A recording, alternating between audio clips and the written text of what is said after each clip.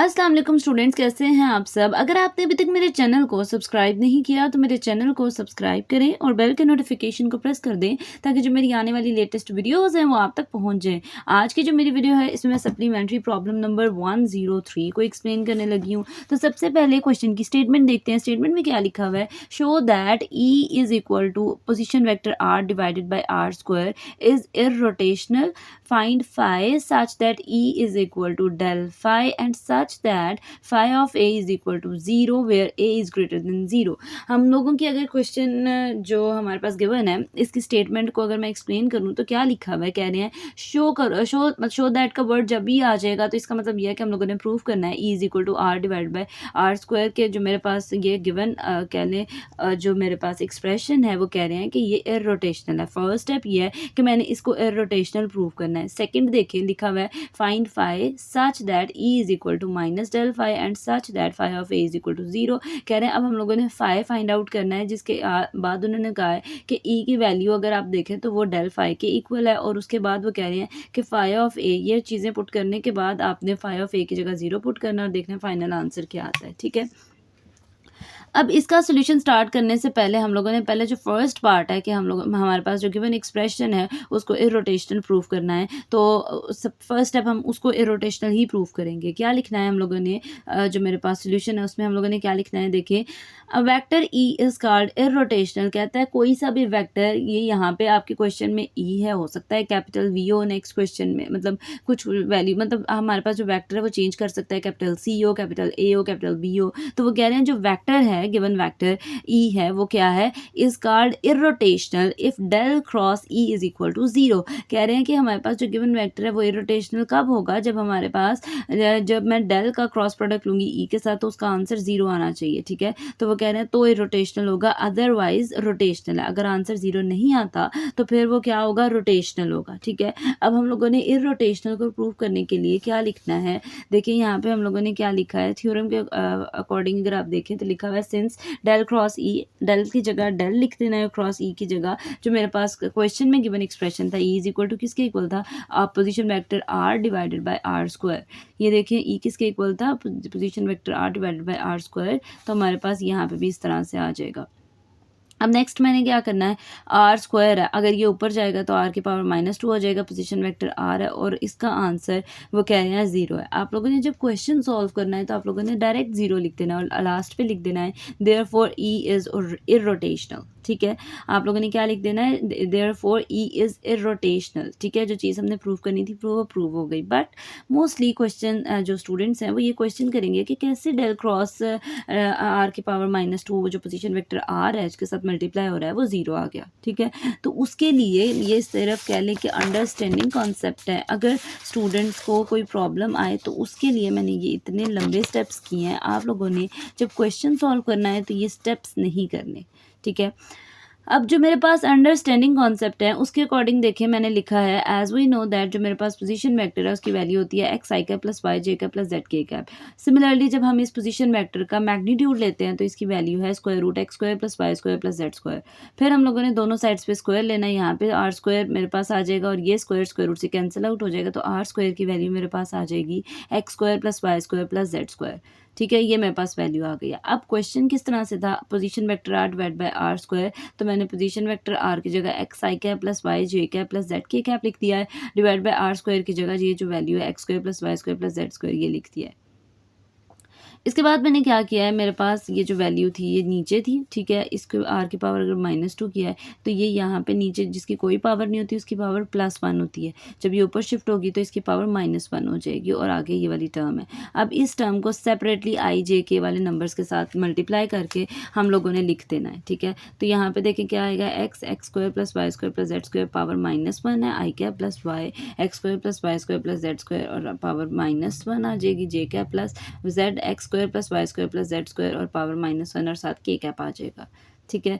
अब इसके बाद मैंने क्या करना है, इसके नेक्स्ट स्टेप में डेल का जब क्रॉस प्रोडक्ट लेना है हम लोगों ने आर की पावर -2 और आर के साथ, तो हम लोगों ने लिख देना है, एक दफ़ा डेल लिख दी है, डेल वाली value partial over partial X I cap plus partial over partial Y J cap plus partial over partial Z K cap. इसका क्रॉस प्रोडक्ट ले लेना है। ये जो मेरे पास वैल्यू हम लोगों ने बनाई है इसको इसके साथ लिख देना है। अब जब भी कोई इसी दो चीज़ों का हम क्रॉस प्रोडक्ट लेते हैं तो 3×3 के डिटर्मिनेंट में लिखते हैं, ठीक है।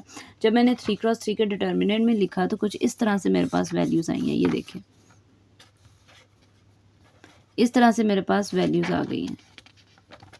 अब जब मेरे पास ये वैल्यूज़ आ गई हैं तो मैंने क्या किया, ऊपर आई जे के लिख दिया और फिर partial over partial X, partial over partial Y, partial over partial Z और उसके नीचे X square plus Y square plus Z square power -1, Y के साथ सेम वैल्यू लिख दी और जेड के साथ सेम वैल्यू लिख दी है। अब 3×3 के डिटर्मिनेंट को एक्सपैंड करना है, एक्सपैंड करने के बाद मल्टीप्लिकेशन करनी है। इसको इसके साथ मल्टीप्लाई कर देना है, माइनस इसको इसके साथ मल्टीप्लाई कर देना है, सेम इसको इसके साथ मल्टीप्लाई करके लिख देना है, माइनस इसको इसके साथ मल्टीप्लाई करके लिख देना है, इसको इसके साथ मल्टीप्लाई करके लिख देना है, माइनस इस टर्म को इसके साथ मल्टीप्लिकेशन करके लिख देना है। तो कुछ इस तरह से मेरे पास रिजल्ट्स आएंगे।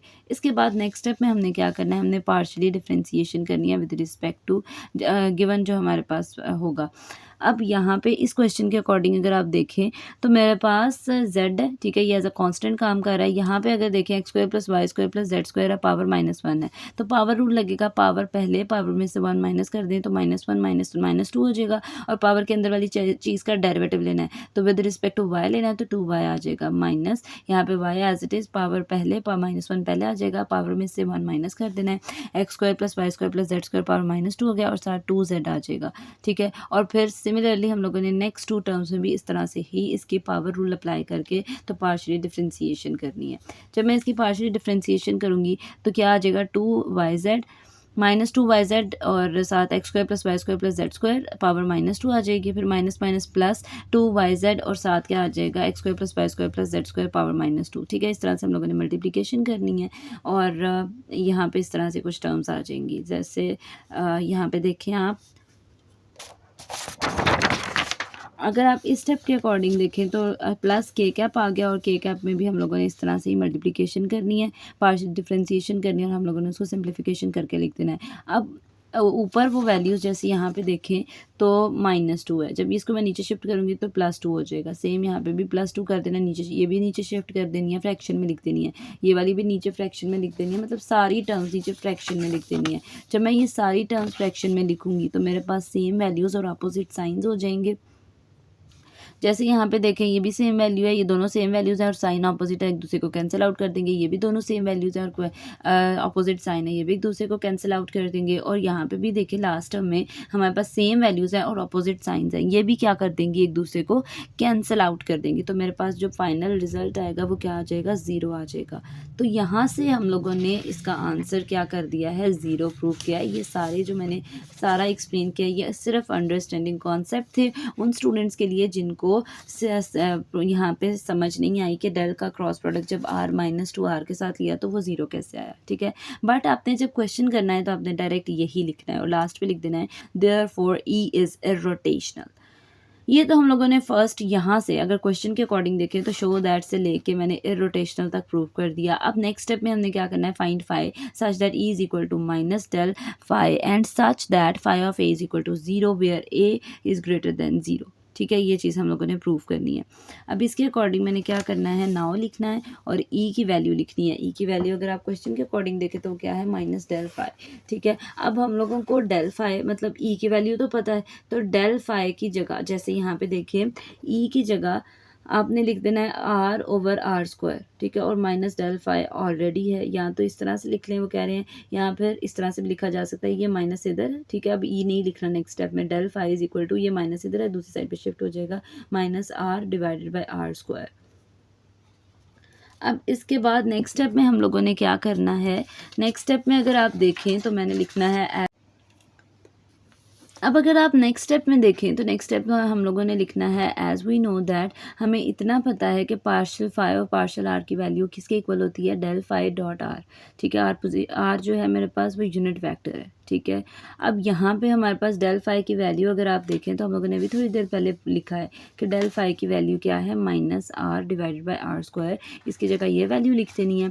फिर उसके बाद हम लोगों ने क्या करना है, 1/r स्क्वायर को सेपरेट कर देना है और r पोजीशन वेक्टर सेपरेट कर देना है, ठीक है। उसके बाद डॉट r हमारे पास r कैप आ जाएगा। उसके बाद नेक्स्ट स्टेप में हमने क्या करना है, r पोजीशन वेक्टर अगर ये है, मतलब ये बेसिक फॉर्मूला है r कैप का, तो is equal to r position vector divide by its magnitude. अगर ये मैग्नीट्यूड इसके साथ जाके मल्टीप्लाई हो जाए तो ये r पोजीशन वेक्टर की वैल्यू बन जाती है। तो हम लोगों ने r पोजीशन वेक्टर की जो वैल्यू लिखनी है वो r magnitude dot r position vector आ जाएगा। अब ये पावर r स्क्वायर है, ये r है, ये r स्क्वायर r से कैंसिल आउट हो जाएगा, -1/r आ जाएगा। r position vector dot r position vector r dot r क्या हो जाएगा 1 और -1/r आ जाएगा, ठीक है।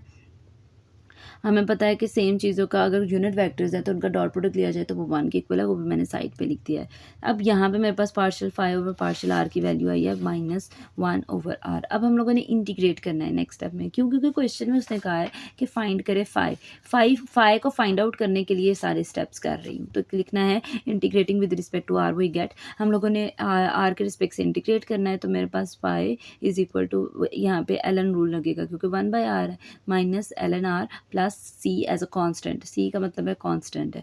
फिर उसके बाद मैंने क्या करना है, आपके क्वेश्चन में लिखा हुआ है phi of a is equal to 0। अब हम लोगों ने क्या करना है, इस फाई के साथ फाई ऑफ a यहाँ पे भी ln a हो जाएगा प्लस c हो जाएगा, तो फाई ऑफ a 0 रखना है। और वो कह रहे हैं जब फाई ऑफ a 0 है मतलब ये टर्म पूरी 0 हो जाएगी, यहाँ पे -ln a प्लस c है, तो c की वैल्यू क्या हो जाएगी, माइनस है, दूसरी साइड पे शिफ्ट होगा तो प्लस हो जाएगा, तो c की वैल्यू हो गई ln a, ठीक है। और उसके बाद हम लोगों ने इसमें अगेन पुट कर देनी है, phi is equal to -ln r plus ln a, c की जगह ln a आ जाएगा, ठीक है। अब हमारे पास आपकी चॉइस है, इसको ये नेगेटिव है, इसको पहले लिख लो, इसको बाद में लिख लो, तो ln a minus ln r आ जाएगा। और फिर हमारे पास क्या आ जाएगा, ln a डिवाइडेड बाय, मतलब लॉग अगर अप्लाई करें तो फ्रैक्शन में लिखा जा सकता है, जैसे ln a minus ln r है तो लॉग का ये रूल है कि ये हमारे पास लिखा जा सकता है फ्रैक्शन की फॉर्म में, ठीक है। तो phi is equal to ln a by r आ जाएगा, और यही हम लोगों ने प्रूव करना था। ये थी जी आज की मेरी वीडियो। होपफुली आपको मेरी वीडियो अच्छी लगी होगी। अगर आपको मेरी वीडियो अच्छी लगे तो वीडियो को लाइक करें और सब्सक्राइब करना मत भूलिएगा। तो इंशाल्लाह जो नेक्स्ट वीडियो होगी वो फर्दर सप्लीमेंट्री प्रॉब्लम से रिलेटेड होगी। तो तब तक के लिए अल्लाह हाफ़िज़।